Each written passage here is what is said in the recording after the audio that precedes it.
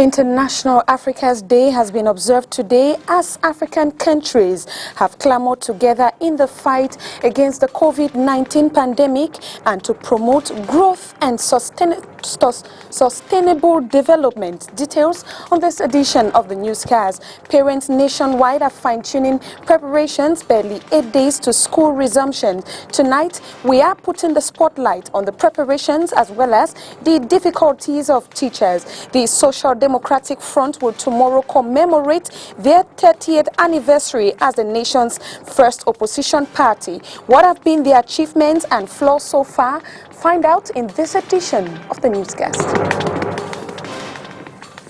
Good evening, ladies and gentlemen. Thanks for joining us on the 6 p.m. newscast on Spectrum Television with me, Josephine Bindzi.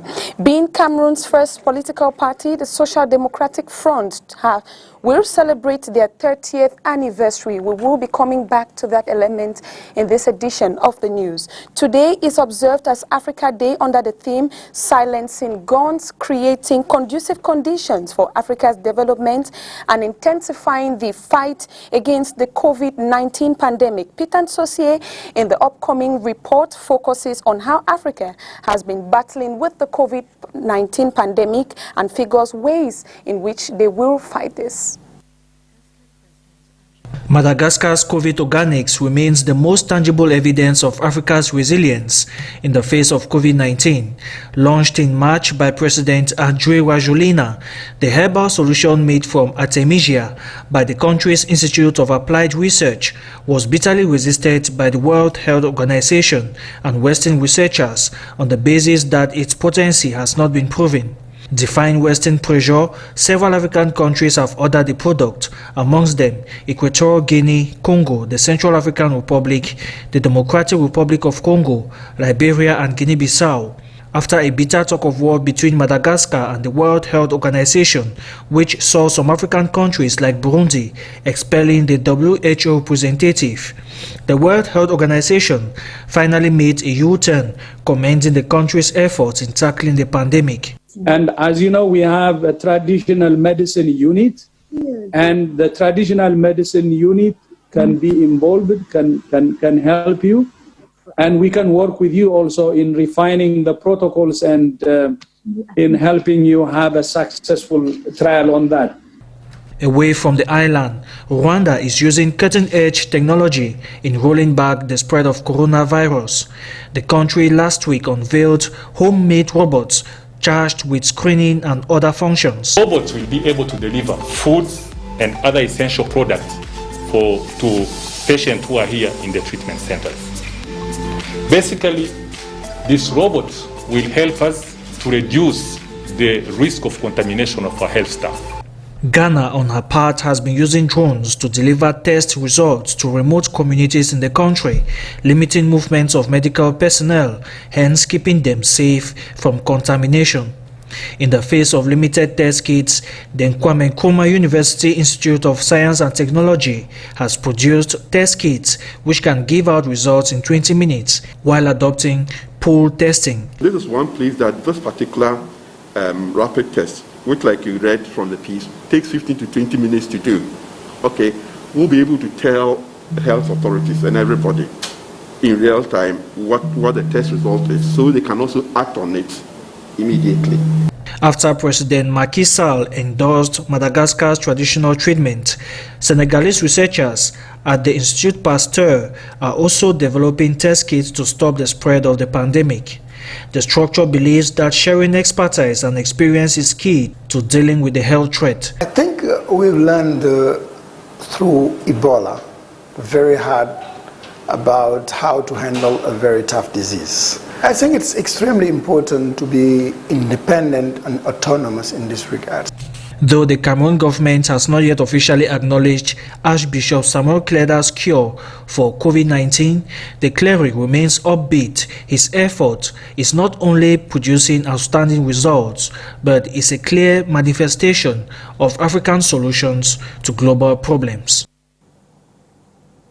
Talking about preparations for the school year as June 1 approaches slowly but surely, parents in the economic capital are equipping their children with necessary hygiene and sanitation materials for the last phase of the school year amidst the pandemic. The glaring probability of children's return to school is in the hands of how government will treat this pandemic. More with you, Oni Ladonet. With just 1 week to school resumption, some parents in the city of Douala are questioning the safety measures taken in order to protect their children against the COVID-19 virus. How can we send our kids to school with the existing pandemic? What are the measures taken so these children can continue classes? In a class of 50 to 100 persons, how will they manage this? On the other hand, others are more than willing to provide basic COVID-19 kits like face masks to their children come Monday. I will send my child to school on Monday with a face mask. Yes, I can give the required amount of face mask, but the one made out of African fabric because I'm a seamstress. Government has laid strict emphasis on the preventive measures like the disinfection of classrooms, regular washing of hands, social distancing, amongst others, to be respected in schools so as to help mitigate the spread of the pandemic. Still on school resumptions following the last interministerial meeting, which announced the resumption of the school year for examination classes amidst the COVID-19 pandemic, Violet Senkom has reactions from some individuals who think safety measures in schools are not enough. All of us are following up what is happening in the world as far as the coronavirus is concerned. If I know that it is giving way and that it is safe for my child to go, I will send my child. But if not, I will not risk sending any child to school. I will leave them at home. Because school will always be there. Even from next year, if they go to school, they will still pick up and they will still continue. So if I realize that it's risky, there's no point sending a child to school when you know it is at risk. When you know at the end of it, you will spend more money to treat the child, or you might even lose the child. What about that? I don't really think it's safe for the children, but if the government can really confirm that things are moving well, then the children can go to school, but they must make things possible for the children to be safe. Not only the children, the teachers have to be safe also, because just to correct the copies of the children is also a risk to the teachers, so they should take good care of the teachers and the children. The school year, which is about to resume on the 5th of June, my own point of view is that it's not safe for the children. Education is good. Likewise, health. There is no price for health. But school, we can carry school year forward, but we cannot carry somebody's life forward. Yeah, if you say for examination classes, that means at least if the facilities are able to hold the students, given that with the spacing and all the like, that they will distribute them all over the whole campus, at least maybe it will be better. My point of view, I think it's not safe, but since we have to write our exam, they maybe take some measures to at least that we should go to school, because I'm not ready to lose this whole school year just for nothing. I don't write next year, repeat again.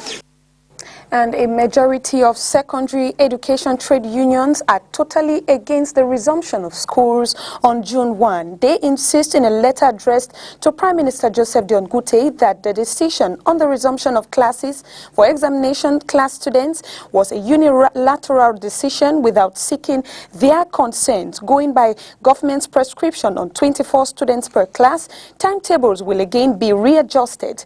Government has equally not spelled out the effective wearing of face masks in classrooms and smooth comprehensions between teachers and students. The driving school trade union have written a petition to Prime Minister Joseph Dion-Gute that they have frowned at the fact that the Ministry of Transport has this May organized competitive exams without their consent. They say it had to be done via the Ministry of Employment and Vocational Training. Violet Senkom has details.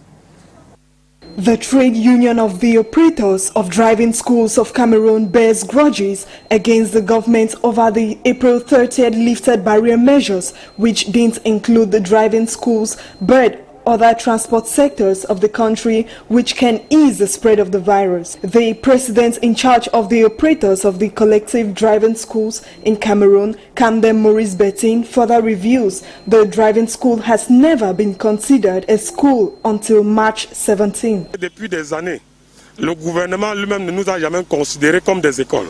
Over the years, the government has never considered us as a school, even when we wanted to be recognized as a school so as to also benefit from subsidies given to schools and learning institutions. But to our greatest dismay, during this corona pandemic, the Minister of Transport finally classified us under schools. Looking at the barrier measures inscribed by the government, driving schools are in a better position to strictly respect them, so we don't understand why the government would allow agencies that carries about 70 passengers on board for more than 500 kilometers of about 6 hours, which will help spread the virus and rather stop our activities. They further decried the fact that the Ministry of Transport has overstepped its bounds. En ce qui concerne la formation des moniteurs, c'est le ministre de l'Emploi. The Ministry of Employment and Vocational Training is in charge of driving instructors.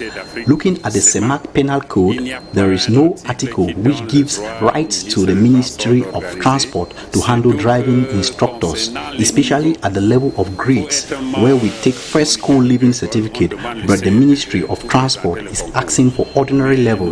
They have no rights to do that, because by doing that, they have intruded into the 2018 law signed by the head of state, which talks about training centers, which has to be directly under the Ministry of Employment and Vocational Training. And we are also shocked that within this confinement period, that the minister took decisions without consulting professionals. So we have written to the Prime Minister to completely cancel these decisions taken by the Minister of Transport, because it is baseless, and we ask him to consult professionals when next he wants to make such decisions. This grudge has led to a petition which has been sent to the Prime Minister Josephine Bindzi with a collective signing where these protesters promise further actions if this first petition isn't bringing forth positive response from hierarchy. Managing waste amidst this health pandemic may be challenging for waste management companies, especially with dealing with trash from hospitals. Ajara Ali spoke with Izakam authorities and put together the following report for the 6 p.m. news. The coronavirus pandemic has put the resilience of our society to test, as we tend to focus more on the fight against the spread of the pandemic, with the Cameroon Waste Management Company explaining their role since the outbreak of the disease to the community. Contagion, nous avons mis en place au sein d'Izakam plusieurs séries de mesures pour contribuer à cet objectif, parmi lesquels le to cut off this chain of contamination, we have set in measures to protect our workers. The workers have received face masks. As we know, they will be deployed to work in the hospitals. We have to protect them in the process of collecting waste. Distribuer principalement ces masques-là à son personnel, parce que Izakam est conscient de ce que dans la manipulation des déchets, il peut avoir un danger. To the Regional Director General of the Waste Management Company, it is time to work toward protecting those who work at the waste disposal unit or where COVID-19 patients are being confined. Les déployer dans toutes les formations hospitalières qui peuvent accueillir des malades Covid, de sorte que dans une formation hospitalière, we have fabricated a model of trash cans that will be installed in our health units and the different centers that will handle COVID-19 patients. These trash cans will be transported carefully so that no one manipulates the waste and avoids contamination.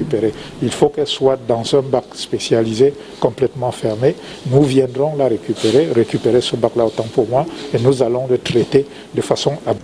To crown it all, he called for an urgent need for a smooth movement of waste collection and recycling without increasing contamination rate. Over to the southwest region, after a 30 days consecration, the Muslim community in the Memes subdivision, Kumba, acknowledged Allah for keeping them. The celebration was also graced with an aide-memoire of the current health crisis and were instigated to respect barrier measures. Catherine Kone has details. Muslim faithfuls in Kumba, chief town of the Memes Division Southwest region, turned out at the central mosque for prayers, marking the end of the month-long dawn to sunset fasting of Ramadan. They prayed to Allah for seeing them through the long month of fasting and prayers and living a life of purity that is pleasing in the eyes of Allah. So we are celebrating the last day of Ramadan. So when you say Ramadan, Ramadan is the fasting month. So the month is set by God. It's God Almighty Allah that decided that we should fast. And so we cannot question God. So since He said we should fast, so that's why you see we are fasting. So if we fast at the end, we celebrate it. So if we celebrate it, for the Islam, we believe that today, everybody who has fasted, they has become pure. If you found anybody that is doing something that is forbidden, after the Ramadan, it means that his fasting is not accepted by God. While coordinating the ceremony, the Imam Ibrahim Muhammad emphasized on the barrier measures to curb the spread of COVID-19. I'm calling for all the Muslim brothers and sisters for them to be obedient and follow the government, follow the decision of the government. The government is overall.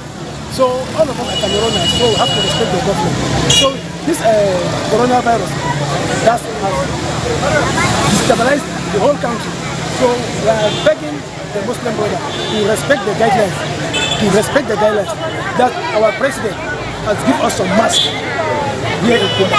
And the Muslim brothers have achieved from those masks. So let them wear their mask, let them follow the guidelines, wash their hands, and so on and so forth. So if they do that, I think we are going to distance ourselves from this pandemic. The Muslim faithful called on Allah to bless the country and rescue it from the threat of the COVID-19 pandemic. Muslim faithfuls have celebrated the Ramadan feast, calling on Allah to scale back COVID-19 from Cameroon and the world at large. Peter Sosie was at Cambeto and the New Bell prayer grounds and gives us a rundown on how these peculiar prayers went on. The coronavirus scare did not deter Muslim faithfuls to turn out at the New Bell Central Mosque in Douala for prayers marking the celebration of Ramadan. But outside the mosque, the passion to celebrate the feast seemed to have defied barrier measures against COVID-19.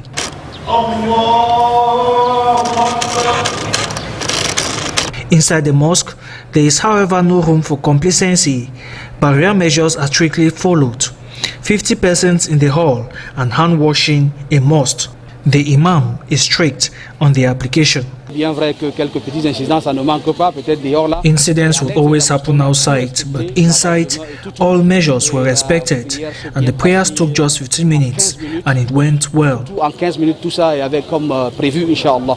Muslim faithfuls appreciate the message of the Imam and are positive of a return to normalcy. The Imam prayed for peace and the coronavirus. God willing, it will go soon. At the Cambeto prayer ground, faithfuls have been called to draw closer to Allah and strengthen their faith despite the trying times. Now, what we should do is to repent ourselves, to return to God, and to know that God is the one who gives this examination, and He will attend of us to write and pass this examination. And we are able to pass this examination by conserving our faith. The feast of Ramadan was also an occasion to pray for peace and security in Cameroon. The hustle and bustle that characterizes Muslims' day-to-day activities in Dush Aqua after the feast of Ramadan is a shadow of itself. The usual photographic spots in that area have relatively gone down this year as Catherine Kone went out in observation.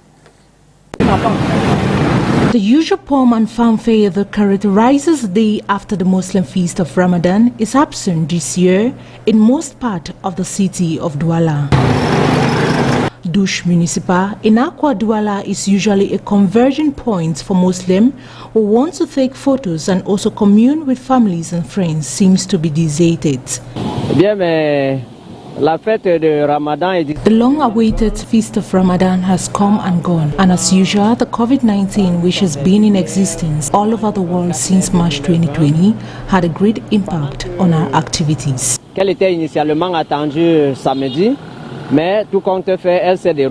added that with most activities thwarted, they are forced to go an extra mile to make money.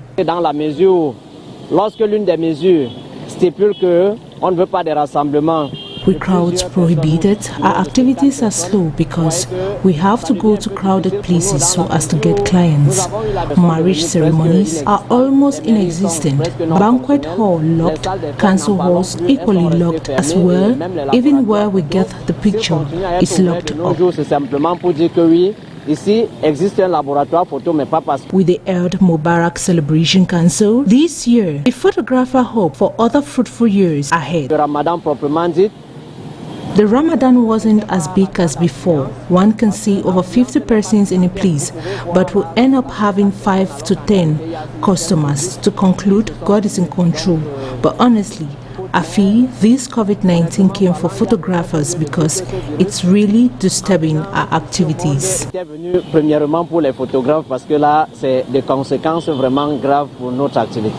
Just like other leisure sites and public places, during and after the feast of Ramadan remains a shadow of itself due to the coronavirus pandemic. And we take you out of Cameroon. The United States is condemning China's push to impose a new security law on Hong Kong, with Secretary of State Mike Pompeo saying if the law passes, it will be death knell for the territory's autonomy. Details with the VOA. Clashes broke out in Hong Kong's Legislative Council Friday as pro-democracy legislators protested against China's move to impose national security laws on the semi-autonomous territory. The new measure would ban separatism and subversion of mainland China's government. In Washington, Secretary of State Mike Pompeo condemned Beijing's moves, which could end the political freedoms that have long distinguished Hong Kong from mainland China, calling it a disastrous proposal. Protesters in Hong Kong and pro-democracy lawmakers say China's proposed security law would mean the end of Hong Kong. Some U.S. lawmakers agree. I'm really concerned about all the citizens of Hong Kong. Communist China, let's remember, it's Communist China run by the Communist Party of China, wants to take their basic rights away. State Department spokesperson Morgan Ortagus told VOA the Trump administration realizes that after 40 years of the world trying to bring them into the fold, China's Communist Party has rejected the international order. So as much as we hope to find areas in which we can work together, we are cognizant that the Chinese Communist Party and Chairman Xi only respond to strength, and we have the strength in the United States to stand up to China when they're breaking their commitments to the world, and we will do so. In Hong Kong Friday, the territory's pro-Beijing leader, Carrie Lam, told reporters that her government supports the planned legislation to improve national security and will implement the law once enacted. Cindy Sain, VOA News.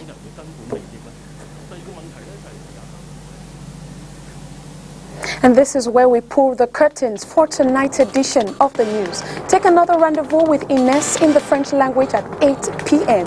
Thanks for watching. Good night.